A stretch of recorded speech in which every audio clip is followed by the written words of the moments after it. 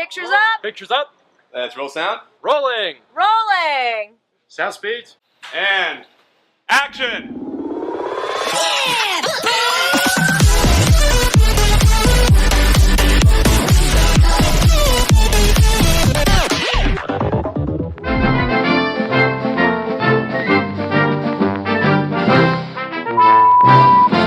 Good afternoon, everyone. This is Mamma Mia Channel. So today we are going to introduce Mika Asai. So here is the video.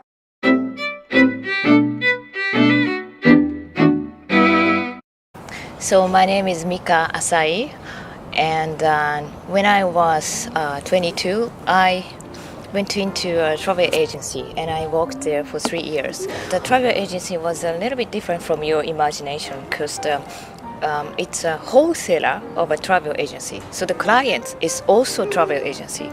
We sell them such as hotels and guides, driver, conference center, and so on. And then so we sold parts of a travel and they assemble it. But after 3 years, I was tired. So I changed my career to a leader. So I visit many countries with group and help them for their communication and then their accommodation and so on. And from this year, I also started working as a guide in Japan. So I take American tourists to Tokyo, Kamakura, Hakone, Kanazawa, Kyoto, and Hiroshima, which is still very new to me. A lot of Japanese. Yes.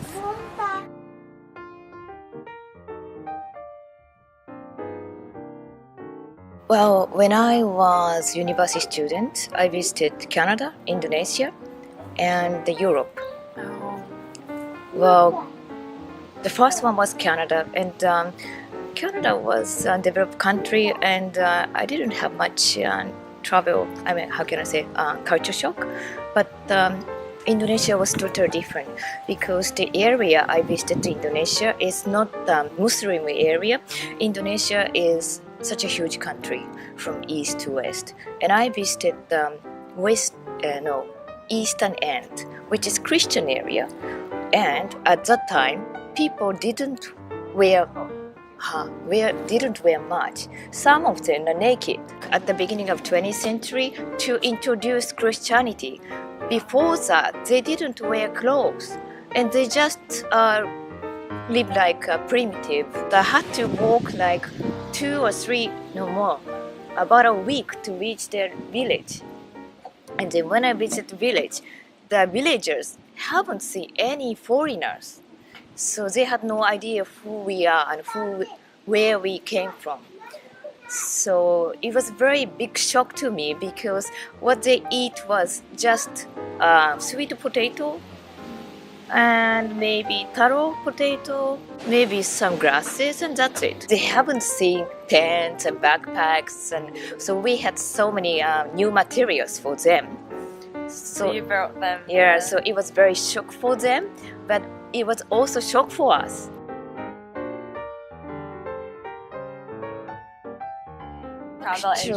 Actually, I didn't want to come to this travel business. When I was a university student, it was still in a bubble economy, and I don't have to think about my future because there are many things to do, and And what I wanted to do was actually media, TV, newspaper, publishing company, and so on, because I wanted to speak English, and also I wanted to visit some other countries.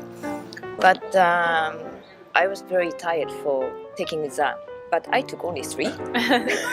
But only 3 makes me tired. And as a result, I failed 3 of them. But I took interview of a travel agency beforehand, and I already got the pass from the agency.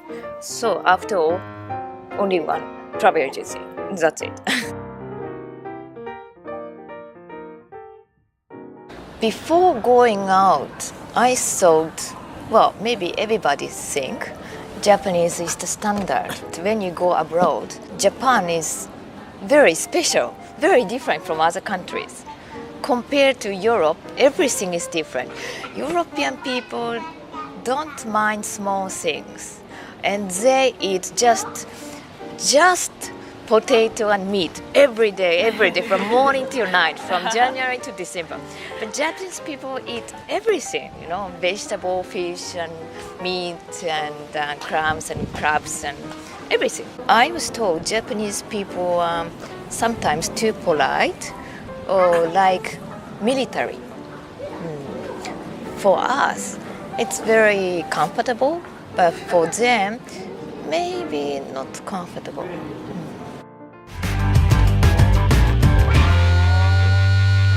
So what is the difference between tour leader and guide? Tour leader have to arrange hotel, transportation, and restaurant. She have to make sure their clients go to every spot on time and do everything what the itinerary said. If there's no local guide, she has to communicate with for example, bus driver. But if there's a local guide, but they can only speak English, she have to translate from English to Japanese to the clients. For guide, there's an interesting part, like guide need guide license in some countries. For example, Japan. She has guide license in Japan, so she can guide but not in other countries. Okay, guide will explain the scene or the spot to the client. Tour leader will basically take care of the clients. So there are some questions from the audience. Has she experienced any cultural differences and discriminations? She said she didn't have experience being discriminated. About the cultural differences, she talked how the time concept is different among people of different cultures.